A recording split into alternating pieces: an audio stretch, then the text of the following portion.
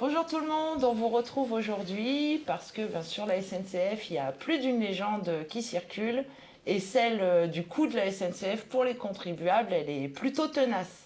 Alors on est avec Fabien aujourd'hui pour réagir à un article de François Ecal qui est sorti en janvier 2026 dans FIPECO. Et cet article, il a pour titre Le coût de la SNCF pour les contribuables en 2024. Alors, dans cet article, dans cette note, on va retrouver une succession de subventions, d'investissements, de compensations, d'achats de prestations, de services, de matériel, de travaux, etc. Et on a trouvé que cette approche, elle démontrait vraiment une méconnaissance du système ferroviaire. Et ça semble nécessaire de rappeler comment fonctionne le système ferroviaire. Alors Fabien, est-ce que tu peux nous expliquer comment marche le système ferroviaire en France aujourd'hui ? Ouais, donc voilà, donc en fait c'est les fameux 20 milliards qu'on se prend à longueur de journée, même à Noël, dans les repas, même les cheminots, vous coûtez 20 milliards en contribuables. C'est repris y compris dans la presse et c'est quelque chose un espèce de boomerang qu'on se prend régulièrement. Alors François Ecal, c'est un petit malin. Pourquoi c'est un petit malin? Parce qu'il joue sur une ambiguïté, sur le financement du système ferroviaire et le financement de la SNCF. Sauf que c'est pas la même chose. Voilà. Ouais, ça c'est dur à comprendre aujourd'hui. Oui, c'est pas la même chose. Alors bon, c'est sûr quand tu as le cerveau des années 80, tu pouvais dire que c'était la même chose, monopole, une seule boîte, voilà. Mais aujourd'hui c'est fini. C'est ouvert. Et aujourd'hui par exemple, il y a 26 opérateurs ferroviaires sur le système ferroviaire. Les plus connus étant Trenitalia, SNCF Voyageurs évidemment. Mais en dehors de la SNCF Voyageurs, il y a Trenitalia, il y a la Renfe, il y a Transdev, et quand vous prenez dans le fret, il y en a 20. DB Cargo, Lineas, donc tout ça, ça fait cet écosystème, ce système ferroviaire, qui bénéficie d'ailleurs d'une partie de ces subventions. Donc il n'y a pas que la SNCF, parce que quand il y a des subventions, eh ben, ça irrigue et ça aide tout le monde, en partie Trenitalia, en partie Renfe. Et il y a aussi besoin de donner un autre élément d'explication. Donc premier élément d'explication, l'ambiguïté qui est faite entre le financement de la SNCF et le financement du système ferroviaire. Ce n'est pas la même chose. Et la deuxième chose qu'il faut savoir, c'est que de toute façon, le réseau, c'est-à-dire l'infrastructure ferroviaire, les gares, les caténaires, les voies, ça n'appartient pas à la SNCF. Ça appartient à l'État. Mais comme les routes. Les routes appartiennent à l'État. Voilà. Et SNCF Réseau n'est que prestataire. C'est-à-dire que quand l'État finance son réseau, finalement, il finance une infrastructure qui lui appartient. Il ne finance pas la SNCF.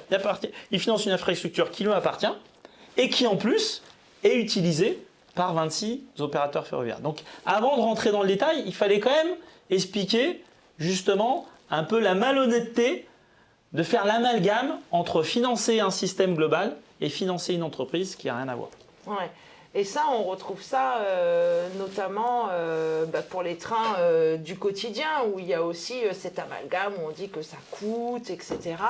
Et justement, combien ça coûte de faire rouler les trains du quotidien? Alors, par train du quotidien, on entend les trains régionaux, les TER, on entend aussi les Transiliens, les trains de banlieue qui circulent sur la région Île-de-France, mais aussi les intercités, qui sont des trains qui traversent les régions. Et donc, qu'est-ce qu'on retrouve dans ce coût? Parce qu'il y a des chiffres qui sont annoncés, notamment de 11 milliards, c'est ça? Voilà. Donc, sur ces 20 milliards qui financent le système ferroviaire, il y en a 11, à peu près la moitié, qui financent, ce n'est pas de la subvention, c'est de l'achat de prestations. C'est-à-dire, c'est les autorités organisatrices, donc ça peut être la région PACA, la région Pécresse, Valérie Pécresse, en Île-de-France. Elles payent pour un service, pour avoir des trains du quotidien. Qui transportent des voyageurs. On paye pour transporter des voyageurs. Ça fait 11 milliards. Alors dans le détail, c'est pas 11 milliards jetés par la fenêtre. C'est 11 milliards et en retour, tu as des trains du quotidien. J'ai pris quand même le détail. Transilien, eux, ils payent à peu près 3 milliards et en échange de cette prestation, ils ont 1,6 million de trains par an. 1,6 million, donc pas 3 trains, 1,6 million qui transportent 808 millions de voyageurs. Les 11 régions, PACA, Hauts-de-France, voilà, les 11 régions, elles financent 2,3 millions de TER qui déplacent 378 millions de voyageurs en un an, en 2024. Et l'État, autorité organisatrice des intercités, lui, il met sur la table à peu près 500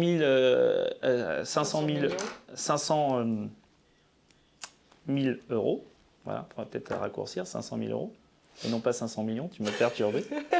500 000 euros pour financer 26 000 trains par an qui déplacent à peu près 11 millions de voyageurs. Donc on voit que cet argent, il y a un retour. Ce n'est pas de l'argent gratos, ce n'est pas de la subvention, c'est de l'achat de prestations. Et c'est de l'achat de prestations utile quand même. Parce que tous ces voyageurs, à peu près 1,3 milliard, 1,3 milliard de voyageurs, on est bien content qu'ils soient dans le train. Parce qu'ils ne sont pas sur la route. Parce que s'ils étaient sur la route, vous imaginez la pollution. En plus, vous imaginez les accidents. En plus, vous imaginez les embouteillages. En plus, c'est-à-dire que tous ces voyageurs, ce 1,3 milliard de voyageurs par an qui sont dans les trains du quotidien, donc qui ne sont pas dans l'autosolisme, là, tout seul dans sa bagnole, très sympa, mais sauf que bon, la planète, l'infrastructure, les accidents, la pollution, ils disent pas merci. Voilà. Donc c'est non seulement un achat de prestations, mais en plus utile à la société. Parce que ça participe à la décarbonation, ça fait moins d'accidents, j'en passe, et des meilleurs. Et par ailleurs, donc, ces achats de prestations, il faut les compléter. Là, c'est un peu plus complexe, c'est-à-dire que les régions, comme j'ai dit, elles étaient autorités organisatrices. C'est elles les chefs, c'est elles qui décident. C'est plus la SNCF qui décide de mettre les trains, maintenant, c'est les régions qui décident. Voilà, avant c'était comme ça, maintenant, ce sont les régions. Et bien, aujourd'hui, qu'est-ce que font ces régions? Elles achètent du matériel. Donc le matériel n'appartient plus à la SNCF, il appartient aux régions. Et parce que le matériel ne fonctionne pas tout seul, elles achètent également, elles font construire des ateliers. Donc même si c'est la SNCF qui fait rouler les trains, c'est potentiellement des trains qui n'appartiennent pas à la SNCF, mais aux régions. Voilà, il y a 3 milliards d'euros d'achat de matériel et de construction d'ateliers. Mais ça, c'est pas pour la SNCF, ça. Parce que quand il y a un appel d'offres, à région PACA par exemple, où c'est Transdev qui a gagné l'appel d'offres, bon, là, ça ne bénéficie pas à la SNCF, ça bénéficie à Transdev, un concurrent privé. Très bon exemple. Aujourd'hui, Transdev, ils ont une quinzaine de trains, c'est des trains Omnio, tout neufs, nickel, super. Voilà. Bon, ça a coûté 250 millions d'euros aux contribuables de la région PACA. Il a fallu, pour ces rames neuves, des ateliers neufs. Ils ont construit un atelier à Nice, à peu près 50 millions d'euros. Donc il y a 300 millions d'euros que François Écal, il dit c'est pour la SNCF. Pas du tout, c'est pas pour la SNCF, c'est 300 millions d'euros, c'est pour Transdev. Donc en fait, il fait une espèce de jeu de bonneteau. SNCF, système ferroviaire, c'est pareil. Ce qui en arrive dans une absurdité dingue, où tu as 300 millions d'euros sur ces 20 milliards qui vont bénéficier pas du tout à la SNCF, mais à Transdev. Putain, on nous fout sur le dos, quoi.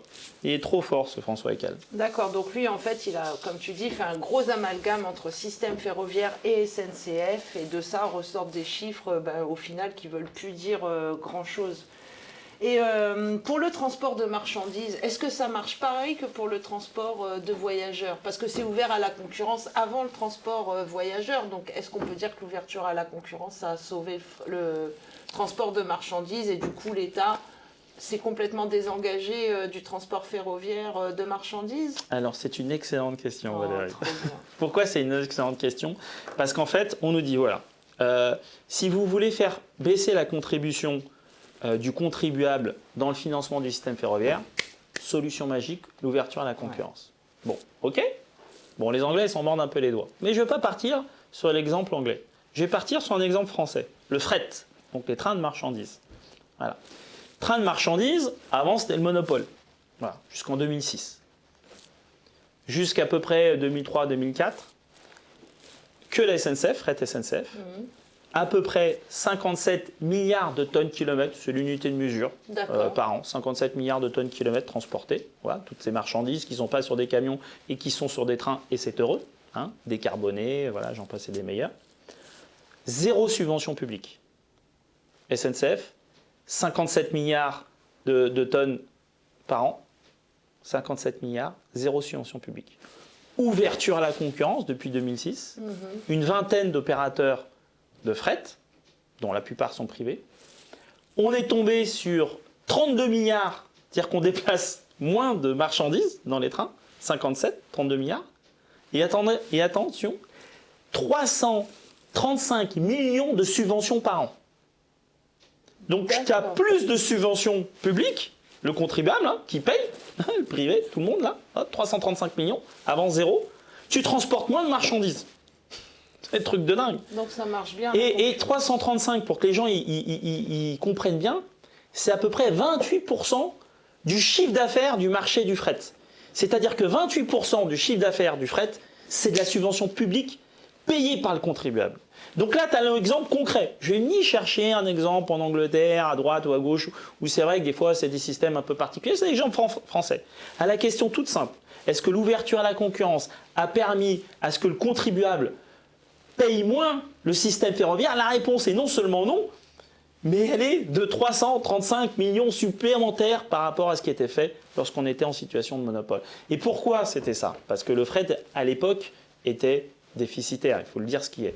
Sauf qu'il y avait des systèmes de mécanismes internes à la SNCF, où en gros, pour aller vite, mais c'est vrai à 90%, les TGV de la SNCF, à l'époque, dans les années 2000, finançaient le déficit du fret. C'est-à-dire que ce déficit, il existait, mais tu avais un mécanisme d'entreprise publique assez connu où les activités rentables financent les activités qui ne sont pas rentables. C'est pas con comme système. Hein. Et ben maintenant, il n'y a plus ce mécanisme-là. C'est le contribuable qui paye. C'est ce qui d'ailleurs a été reproché à la SNCF d'avoir contribué à soutenir le transport de marchandises en France. Donc, et pour le réseau, parce que alors tous ces trains en fait ils circulent, on a dit, sur un réseau qui appartient à l'État. Et donc les trains, pour emprunter ce réseau-là, ils doivent payer. Et qui paye l'entretien et le renouvellement de ce réseau? Donc là, on a parlé des prestations pour acheter du TER. Après, il y a le réseau. Donc le réseau, l'infrastructure, c'est les voies, les caténaires, les gares, qui, je l'ai dit, appartiennent à l'État et bénéficient aux 26 opérateurs. Voilà. Bon. Et ben dans ce réseau, il y a à peu près 5,3 milliards qui sont mis par an, en tout cas en 2024, dans ce réseau. Découpé en deux parties. Une partie, c'est pour financer les lignes de desserte fine du territoire. Voilà. En ancien franc, les petites lignes, pour que tout le monde comprenne. Voilà. Sans ces subventions, à peu près 2,4 milliards, tu fermes les petites lignes. Ah ouais, ok. Voilà. Ça, c'est un choix politique. Bon, bah, je pense que les gens qui sont dans les gares de ces petites lignes, y compris les élus régionaux, tout ça, je pense qu'ils feraient un peu la gueule. Et ce serait vraiment bête, d'abord parce qu'il y a une vraie utilité d'aménagement du territoire, et parce que c'est une vraie particularité. C'est-à-dire que la France, le système ferroviaire français, a deux particularités. Un très bon réseau TGV, mais aussi un réseau de petites lignes. Et le réseau de petites lignes, bah, ça n'existe nulle part en Europe. Il n'y a pas de petites lignes en Espagne, il n'y a pas de petites lignes en Italie, et il n'y a pas de petites lignes en Allemagne. Ils ont tout fermé. Nous, ça n'a pas été fermé, mais il faut des subventions publiques pour maintenir ces petites lignes. C'est à peu près, donc il y a les petites lignes voyageurs, mais y compris des petites lignes sans voyageurs où il n'y a que des trains de fret qui sont subventionnés. Bah, si vous les fermez, bah, le train de fret ne passe pas, bah, c'est reporté sur la route. Donc tout ça a quand même son utilité. Si vous ne mettez pas ces 2,4 milliards, bah, vous fermez vos petites lignes. Après, il y a une autre partie, à peu près autant, où là, c'est pour l'entretien du réseau.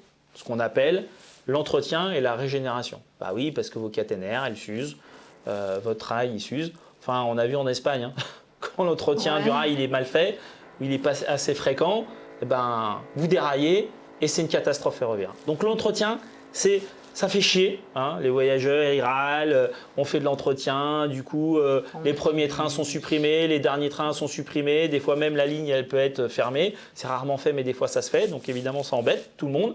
Sauf que si vous ne le faites pas, un, vous pouvez avoir des catastrophes ferroviaires, et deux, vous avez votre réseau qui se dégrade au fur et à mesure. C'est plus d'irrégularités, c'est plus de pannes, c'est voilà. Plus de la moitié des pannes, les causes d'irrégularité, ce sont des causes réseau. Hein. Voilà. Il y a à peu près 10% d'irrégularités sur les trains en France. Sur ces 10%, tu as la moitié, c'est cause réseau. Voilà. Et en partie cause réseau, problème d'entretien, tout ça. Donc il faut mettre de l'argent dans cet entretien. Voilà. Et ça fait à peu près la moitié. Et ce que là, je veux quand même dire, c'est que dans ces à peu près 2,5 milliards d'investissements, 3 milliards qui sont mis, il y a une partie, ça vient de la poche directe de la SNCF. Ouais, d'une manière indirecte, parce que ce qu'il faut bien comprendre, c'est que le réseau, la SNCF, enfin le réseau ferroviaire en France, il est archi vieillissant.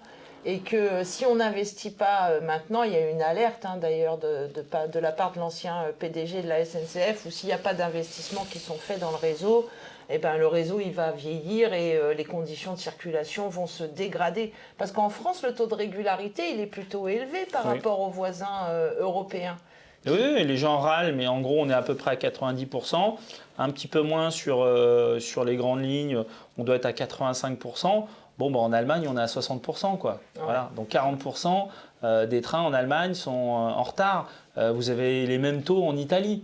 Voilà, donc, et ça ne veut pas dire que c'est super bien, qu'il faut se satisfaire, mais faut aussi, c'est compliqué, hein, le ferroviaire et tout. Voilà. Et donc, je voulais quand même revenir. Donc, oui, parce que sur le financement, c'est moi qui me suis écartée. Du coup, on entend parler du faux concours. Comment la SNCF, en fait, elle finance la régénération du réseau? Enfin, c'est quoi ce fonds concours au final? Et est-ce qu'il n'y a que la SNCF qui contribue justement à l'entretien du réseau français? Et bien là, le fonds concours, c'est là qui montre que non seulement la SNCF, elle ne coûte pas cher aux contribuables, mais au contraire, la SNCF, elle apporte de l'argent aux contribuables. Parce que pour financer ce réseau, un réseau qui appartient à l'État et qui est utilisé par tout le monde, je la répète, c'est un peu lourd, mais il faut quand même bien le comprendre. Ouais, et bien la SNCF sort de sa poche à peu près chaque année 1,5 milliard par an. Pas 150 millions d'euros, 1,5 milliard d'euros qu'elle met sur la table sur ce fonds concours. Tous ces bénéfices passent dans ces fonds concours. Via les bénéfices de la SNCF. Ils vont sûrement annoncer 2 milliards de bénéfices. Bon, les 3/4, ils vont servir à ce fonds concours. Bon, ce fonds concours, il n'y a que la SNCF qui le paye. Trenitalia ne paye pas, DB Cargo ne paye pas, Renfe ne paye pas, personne ne paye que la SNCF. Voilà. Ce qui n'est pas très juste, d'ailleurs. Parce que c'est pour financer un réseau que Trenitalia utilise. Oui, utilisé par tout le monde. C'est un peu gonflé. Et qui finance justement ce réseau-là. Et donc ce système de fonds concours, enfin nous on le dit, il faut arrêter, il faut sortir de ce système-là. D'abord parce que c'est pas juste, ça fait des conditions d'ouverture à la concurrence qui sont déloyales. Moi je le dis toujours, Sudrail, on est contre la concurrence. Après, mettons ça de côté. Qu'on soit pour ou qu'on soit contre, le minimum, le service minimum, si je peux me permettre, c'est que les conditions d'ouverture à la concurrence doivent être équitables et doivent être les mêmes pour tous. Et bien là, ce n'est pas le cas. C'est-à-dire qu'on va demander à la SNCF de financer un réseau d'État qui est utilisé par tout le monde. Et non pas à 50 millions d'euros, mais à hauteur de 1,5 milliard d'euros, ce que le contribuable n'a pas besoin de mettre. Donc aujourd'hui, il y a beaucoup de contribuables qui râlent sur la SNCF. Au lieu de râler, ils devraient mieux nous dire merci, parce que finalement, merci la SNCF de financer ce réseau, qui est un réseau qui appartient aux citoyens. Le réseau, les gares, ça n'appartient pas aux cheminots. C'est un réseau d'État, ça appartient à la nation. Voilà. Merci la SNCF de contribuer à maintenir ce réseau. C'est comme si on demandait à un transporteur routier, à lui seul, de payer les routes que tout le monde utilise. Parfaitement, okay. C'est un très bon exemple. Donc la SNCF est un transporteur ferroviaire qui paye le réseau pour l'ensemble de ceux qui l'utilisent. On entend aussi beaucoup parler de la dette. Alors on se doute que effectivement là on est à coût de millions de milliards. Effectivement le ferroviaire c'est cher, hein, c'est un mode de transport qui est cher. Et comment elle est calibrée justement cette dette, et puis qu'est-ce qu'il en est, de où elle vient, l'historique un petit peu de cette dette, et qu'est-ce qui reste à charge de la SNCF actuellement? Voilà, donc en fait, François Heckel explique que la SNCF coûte aux contribuables 800 millions d'euros d'intérêt de la dette. Voilà. Pourquoi? Parce que l'État a repris 35 milliards de dettes. On se le prend également régulièrement dans la figure. Bon, ça, c'est pas la dette de la SNCF. Pas du tout. Ça, c'est une dette d'État. L'État a demandé dans les années 80, 2000, à la SNCF de financer son réseau, sympa, hein, parce que la SNCF n'est que prestataire, hein, c'est le sous-traitant. Donc le propriétaire, il arrive, il dit « tu vas financer mon réseau ». Voilà. Bon, la SNCF n'avait pas l'argent, donc qu'est-ce qu'elle a fait? Elle s'est endettée. Mais ce réseau-là a notamment permis d'avoir le réseau TGV qu'on a aujourd'hui. Super, hein? Réseau TGV, 2600 km de lignes à grande vitesse, premier trafic voyageur, hein, largement devant l'Espagne, hein, tout le monde... En Europe, un nombre de en Europe, ouais. Hein, largement devant l'Espagne, 43% des voyageurs TGV en Europe, c'est en France. Hein, voilà. Grâce à la SNCF, et en partie parce que la SNCF s'est endettée. Donc au bout d'un moment, qu'a fait l'État? En 2018, elle a repris une part de cette dette, mais une dette qui lui appartenait, de l'ordre de 35 milliards en 2020 et en 2022. Et aujourd'hui, cette dette, ces 35 milliards, elles ont un intérêt de la dette à hauteur de 800 millions d'euros. Donc c'est un peu gonflé de nous mettre ça sur le dos. C'est une dette d'État. L'État s'est endetté. L'État a dû faire construire son réseau d'infrastructures ferroviaires, a repris cette dette, donc c'est normal que ça soit à lui de payer. Oui, parce qu'en fait, c'était la SNCF qui supportait tous les investissements, notamment les lignes TGV au nom de l'État, et ça, c'était plutôt injuste. Alors, parmi les rumeurs tenaces sur la SNCF, les cheminots coûtent cher, ça aussi, on le sait, et pire encore, les cheminots retraités. Parce que d'après la note de FIPECO, ce seraient les contribuables qui financeraient la retraite des cheminots. Alors j'ai besoin un petit peu d'explications parce que ça a du mal à passer. Alors voilà, les fameux 3 milliards pour financer la retraite des cheminots. Voilà, qu'on se prend, je pense, à peu près 4 fois par jour, soit à la télé, soit un peu partout. Donc un préjugé tenace. Donc je le dis, je le répète, ces 3 milliards, à quoi ils servent? Petite explication. Il y a une caisse autonome, c'est-à-dire les cheminots statutaires, pas les cheminots contractuels. 75% des cheminots sont statutaires, 25% sont contractuels. Contractuels, ils sont au régime général de la sécurité sociale. Les statutaires, ils ont une caisse de prévoyance qui est autonome et qui est à côté. Voilà. Ça a été mis en place en quelle année? En fait, la caisse, le truc, c'est que ça existait dans les années 20-30. Ouais. Et la caisse de retraite des cheminots existait avant la caisse de retraite de la sécurité sociale. D'accord. Et donc, quand la sécurité sociale a été créée, les cheminots, vu qu'ils avaient une caisse qui était aussi, il faut le dire, une chose plus intéressante, elle est restée. Elle n'a pas été intégrée à la sécurité sociale. Et donc, cette caisse, vu qu'il y a de moins en moins cheminots statutaires, là encore moins parce qu'il n'y a plus de cheminots statutaires. Depuis 2020, la SNCF n'embauche plus au statut. Voilà. Ouais. Donc, il y a ce qu'on appelle un déficit démographique. C'est quoi un déficit démographique? Aujourd'hui, il y a 100 000 actifs, donc 100 000 cotisants, pour 200 000 retraités. En gros, à peu près. Donc, il y a un actif pour 2 retraités. Ça crée un déficit démographique. Donc, l'État, qu'est-ce qu'elle fait? Elle compense ce déficit démographique. Mais ce déficit démographique, que vous soyez dans une caisse autonome ou que vous soyez à la sécurité sociale, à moins de tuer tous les retraités, chose qu'à mon avis n'est ni souhaitable ni assumée par qui que ce soit, vous l'aurez toujours, ce déficit démographique. Donc vous le compenserez toujours. D'ailleurs, il y a plein de métiers qui se retrouvent dans la sécurité sociale où il y a des déficits démographiques qui existent, voilà, parce qu'il y a des métiers qui étaient très utilisés. Par exemple, vous prenez les mineurs de fond, vous prenez la sidérurgie, c'est vrai qu'il y a moins de sidérurgie que dans un certain nombre d'années. Voilà. Il y a d'autres, par contre, il y a d'autres métiers, les informaticiens, voilà, tout ça s'équilibre dans la caisse de la sécurité sociale. Ça, vu que c'est à l'extérieur, il y a besoin d'une subvention. Mais par contre, et effectivement, ce qui serait choquant et ce qui n'est pas le cas, c'est que ces subventions servent aux avantages spécifiques. Les avantages spécifiques, c'est quoi? C'est la possibilité de partir plus tôt. Voilà. Eh bien non. C'est-à-dire que ça finance le déficit démographique, mais ça ne finance pas les avantages spécifiques. Pour financer ces avantages spécifiques, il y a une surcotisation. C'est-à-dire que les cheminots statutaires payent en moyenne 48% sur les cotisations retraite. Sur leur fiche de paye, il y a 48% tous les mois qui partent pour financer la caisse de retraite. Le départ anticipé. Le départ anticipé. Et vous prenez dans le privé, ces taux de cotisation sont à 28%. Donc il y a quand même 20 points d'écart entre les deux.